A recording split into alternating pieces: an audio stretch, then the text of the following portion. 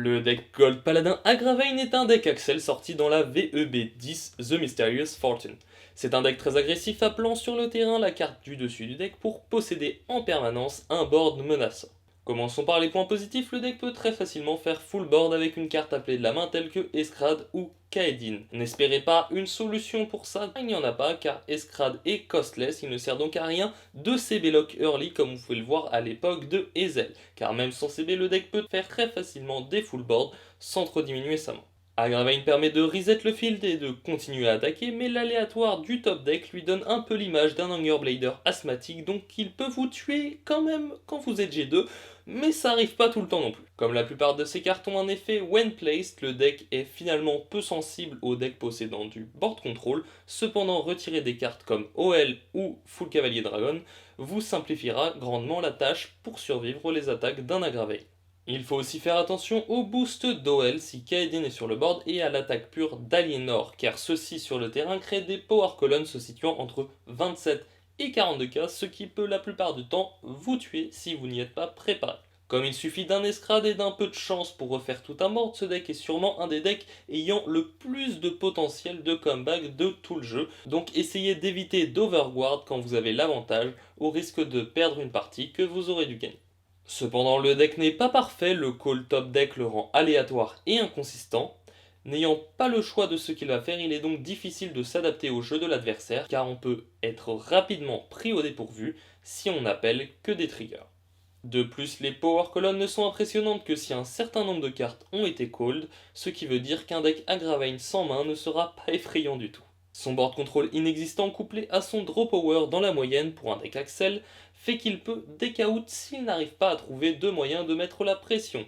Il a aussi des difficultés contre les decks rush ou en général les decks force s'il n'a pas réussi à tuer sur son premier ou second ride Agravain, l'obligeant à vider sa main et rendant ainsi peu probable sa recovery. Au niveau de la guard, un trigger def a de grandes chances d'empêcher les attaques pour Agravain si celui-ci ne drive check pas de front trigger, donc n'hésitez pas à considérer ce fait pendant vos tours de guard.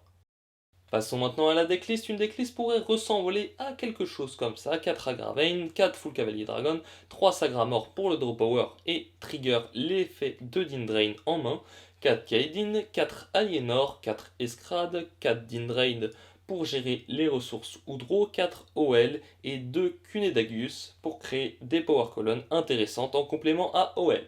Tron reste une alternative intéressante, mais je le trouve trop facilement gardable en front row pour être réellement utile. Pour les match-ups dans la méta, ce deck n'est pas gâté, il a un bon match-up contre les decks Protect comme Dark Irregular, Nubatama ou Angel Feather, mais le reste n'est pas fameux.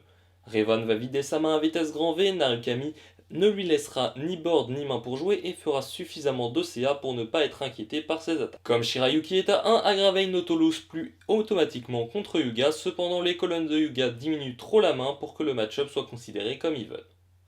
Rivière fait trop de CA early pour être inquiété par les attaques d'Agravain, et laisser un full board n'est pas gênant car OL ne donne des boosts que quand les unités sont cold, donc du moment que Rivière focus le Vanguard et élimine les full Cavalier Dragon, le match-up est plutôt tranquille.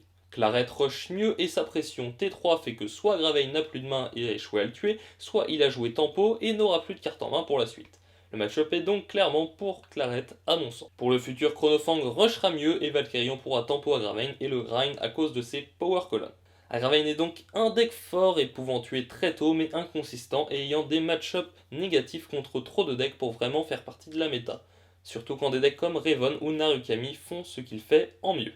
Voilà, c'est tout pour cette vidéo, j'espère qu'elle vous aura plu. Si c'est le cas, n'oubliez pas le pouce bleu, l'abonnement, et si vous n'êtes pas d'accord avec des choses que j'ai dites, n'hésitez pas à me le dire en commentaire. Vous pouvez aussi aller voir ma méta-analyse sur Brufas, si le cœur vous en dit. En attendant, moi je vous dis, bye tout le monde.